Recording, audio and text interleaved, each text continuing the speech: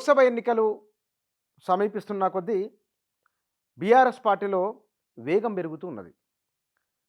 గ్రామ స్థాయి నుంచి నియోజకవర్గ స్థాయి వరకు ప్రతి ఒక్కరిని భాగస్వాములను చేయాలని హరీష్ రావు, కేటీఆర్కి ఇద్దరికీ పార్టీ అధినేత కేసీఆర్ స్పష్టమైన ఆదేశాలు వచ్చినాయి. హరీష్ రావు, కేటీఆర్, కేశవరావు ఈ ముగ్గురు ఒక సమావేశం జరిగినట్లు, వాటికంటే ముందు 2 రోజుల ముందు బీఆర్ఎస్లో ఉన్న ముఖ్యమైన నాయకులు, గెలిచిన ఎమ్మెల్యేలు, ఓడిన ఎమ్మెల్యే అభ్యర్థులు, మాజీ మంత్రులు అందరితో ఒక సమావేశం జరిగింది. ఆ సమావేశంలో లోక్సభ ఎన్నికల్లో బారాస, అసెంబ్లీ ఎన్నికల నుంచి గుణపాఠాలు తీసుకుని అద్భుతమైన విజయాన్ని సొంతం చేసుకోవాలని ఒక చర్చ జరిగింది వారి మధ్య. మరి నియోజకవర్గాల వారిగా ఇన్ఛార్జ్ని ఎవరిని పెట్టాలి అనుకున్నప్పుడు ఓడిపోయిన వాళ్ళు గెలిచిన వాళ్ళు సంబంధం లేదు, ఏ నియోజకవర్గంలో ఎమ్మెల్యే ఉంటే వాళ్ళనే పెట్టాలని ముందు అనుకున్నారు. వాళ్ళు ఉన్న కారణంగానే పోయినసారి ఓడిపోయినాం కాబట్టి ఇప్పుడు వాళ్ళు వద్దు అనేది ఇప్పుడు జరిగిన చర్చ. మంత్రులు ఉన్న వాళ్ళు ఉన్నారు, మాజీ మంత్రులు, ఎమ్మెల్యేలు, వీళ్ళు కాకుండా కొత్త వాళ్ళని పెడితే కనుక, ఉదాహరణకు హైదరాబాదులో ఉన్న ఎమ్మెల్యేలు ఇక్కడ గెలవలేదు అనుకుందాం, వీళ్ళని వేరే జిల్లాలకు వేరే లోక్సభ నియోజకవర్గానికి ఇన్ఛార్జీలు వేసి అక్కడున్న వాళ్ళని తీసుకొచ్చి ఇక్కడ వేస్తారనమాట. ఇట్లా తీసుకొని రావడం వలన ప్రజల పట్ల గతంలో ఉన్న వ్యతిరేకత కొంత పోతుందనే ఒక భావన కూడా చాలా బలంగా బీఆర్ఎస్లో కనబడుతూ ఉన్నది. కేటీఆర్ దీనికి సంబంధించిన వ్యూహ రచన జరిగిపోయింది.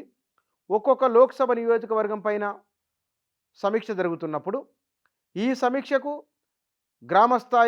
గ్రామ పార్టీ నాయకుడు, నియోజకవర్గ నాయకుడు, మున్సిపల్ చైర్మన్లు, మాజీ చైర్మన్లు, మేయర్లు, మాజీ మేయర్లు, ప్రజెంట్ ఎమ్మెల్యేలు, మాజీ ఎమ్మెల్యేలు, మాజీ మంత్రులు, పార్టీలో 2 దశాబ్దాల పైబడి పార్టీలో కొనసాగుతున్నవారు ఒక్కొక్క నియోజకవర్గానికి 500 మందికి తగ్గకుండగా టీఆర్ఎస్ భవన్లో నియోజకవర్గాల వారీగా సమీక్షలు జరపాలని బారాస నిర్ణయించింది.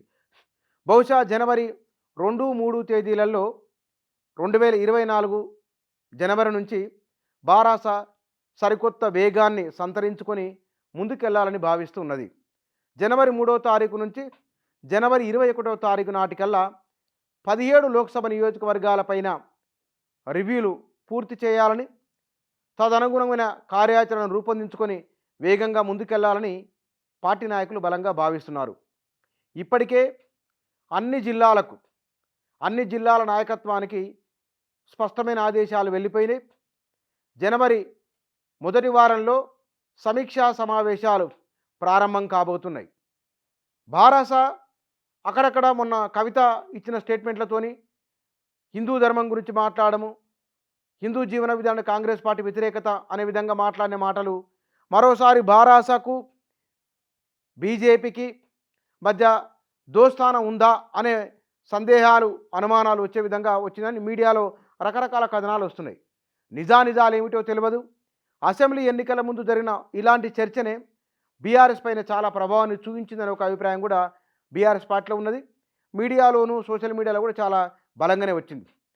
ఈసారి అట్లాంటి చర్చలకు ఆస్కారం ఇవ్వకుండా తాము ఎవరితో సంబంధం లేదు అని ఈ రోజు వరకు మనం మాట్లాడుతున్న ఈ నిమిషం వరకు కవిత చేసిన ఒక కామెంట్ మినహా కేటీఆర్ కానీ, హరీష్ రావు కానీ, లేదా కేసీఆర్ కానీ, ఆ పార్టీకి సంబంధించిన ముఖ్య నేతలు ఎవరూ కూడా బారాస పలానా వారితో పొత్తుంటుందని కానీ, భవిష్యత్తులో పలానా వారితో కలుస్తామని కానీ చెప్పలేదు.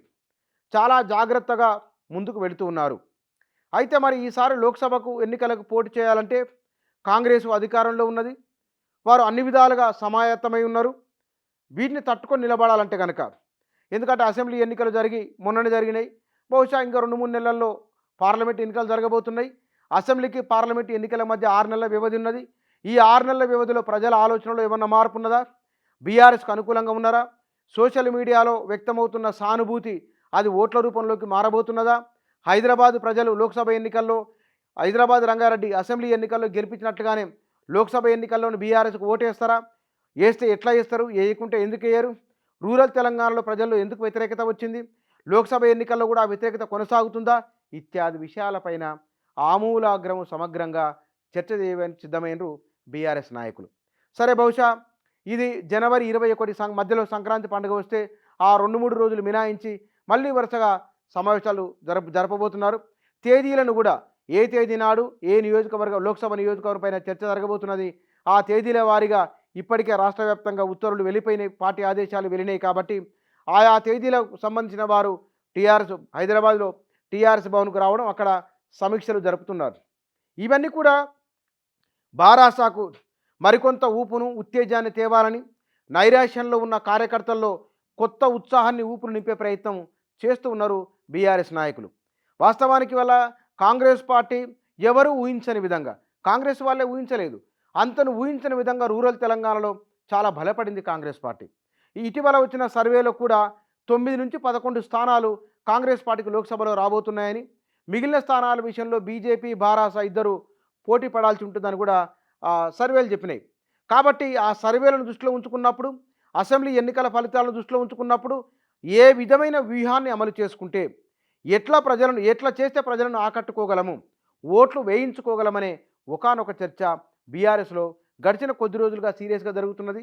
కేటీఆర్ ఒక మాట అన్నారు, అవును మేము మనుషులమే, అక్కడక్కడ పొరపాట్లు చేస్తాం, వాటి సరిదిద్దుకుంటామని అన్నారు. అది నిజంగానే హైదరాబాదు రంగారెడ్డిలో ఎక్కువ సీట్లు రావడానికి, ఎందుకంటే హైదరాబాదు కాస్మోపాలిటన్ సిటీ కాబట్టి ఇక్కడ ప్రజలు అంతర్జాతీయ రాజకీయాల ప్రభావం కూడా అంతర్జాతీయంగా వచ్చే, ఎక్కడో అమెరికా ఎన్నికలు అయితే అమెరికా ఎన్నికలకున్న ఎగువ మధ్యతరగతి ప్రజల మనోభావం ఎట్లుంటుందో హైదరాబాద్లో కూడా అట్లే ఉంటుంది.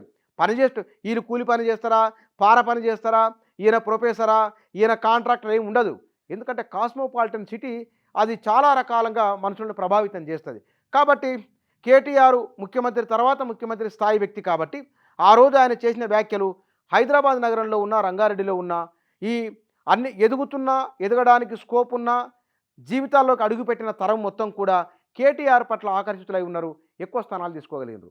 మళ్ళీ అలాంటి మాటలను ఏమన్నా కేటీఆర్ లోక్సభ ఎన్నికల ముందు రూరల్ తెలంగాణకు ఏమైనా అప్పీల్ చేయబోతున్నారా? హరీష్ రావు కేటీఆర్ వ్యూహ రచన ఏమిటి? హరీష్ రావు రూరల్ తెలంగాణను ఆయన వాస్తవానికి ఆ వేవ్లో చూస్తే కనుక మెదక్ జిల్లాలో హరీష్ రావు తట్టుకొని నిలబడింది కాబట్టి ఆ మాత్రమైన సీట్లు వచ్చినాయి ఎక్కడ అనే ఒక భావన కూడా ఉన్నది. సరే, ఇద్దరు జోడెద్దుల్లాగా పనిచేస్తున్నారు కాబట్టి ఈ లోక్సభ ఎన్నికల్లో వారి వ్యూహం ఏమిటి? ఎన్ని అసెంబ్లీ స్థానాలు వారు లోక్సభ స్థానాలు టార్గెట్ చేయబోతున్నారు? అసెంబ్లీ నియోజకవర్గాల వారిగా వారి నాయకత్వాన్ని ఎట్లా వారిని మళ్ళీ కార్యోన్ముఖులను చేయబోతున్నారో చూడాలి. జనవరి నెల వారి కసరత్తుకు, కార్యాచరణకు, కార్యరంగానికి 2024 జనవరి మాసం సిద్ధమవుతున్నట్లు మీడియాలో వచ్చిన కథనాలను బట్టి మనకు తెలుస్తూ ఉన్నది.